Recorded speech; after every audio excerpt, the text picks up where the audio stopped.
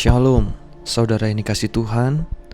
Puji Tuhan, kita masih menikmati berkat kemurahan Tuhan.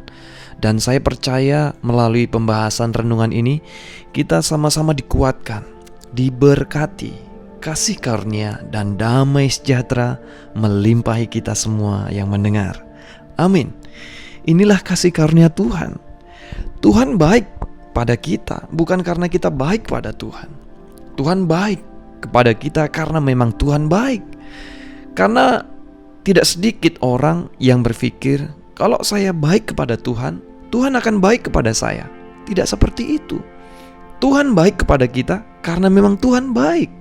Sekalipun kita dalam kondisi kehidupan tidak baik, mungkin sekarang kita terjatuh dalam dosa, tetapi Tuhan tetap baik kepada kita.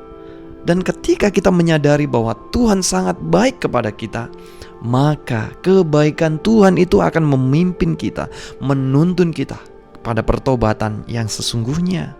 Haleluya. Jadi apapun masalah kita, minta pada Tuhan. Tuhan kita adalah Tuhan yang murah hati. Tuhan selalu menjawab doa kita lebih dari apa yang kita minta dan kita doakan. Alkitab memberikan sebuah kisah di dalam Perjanjian Lama. Ketika Salomo membangun rumah Tuhan sebagai sebuah dedikasi Salomo terhadap rumah Tuhan yang Salomo bangun, Salomo meminta dua hal pokok penting yang mendasar kepada Tuhan. Di dalam 2 Tawarik 6 ayat 20-21 dijelaskan bahwa Salomo meminta dua hal kepada Tuhan. Mata Tuhan yang selalu terbuka dan telinga Tuhan yang selalu terbuka untuk rumah Tuhan yang baru saja Salomo bangun tersebut. Lalu apa jawab Tuhan?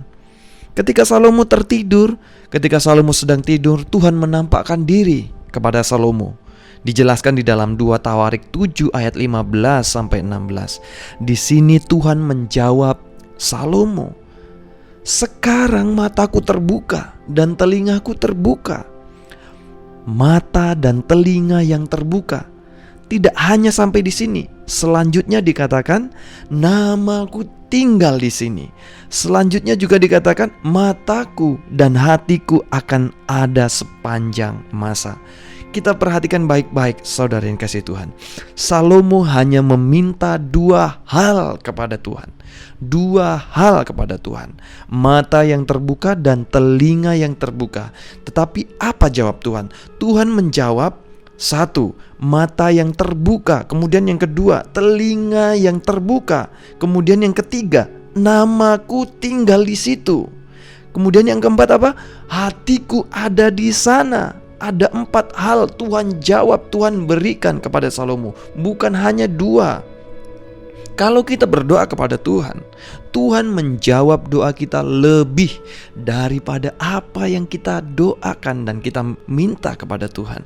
Inilah kasih karunia, inilah kebaikan, inilah kemurahan Tuhan.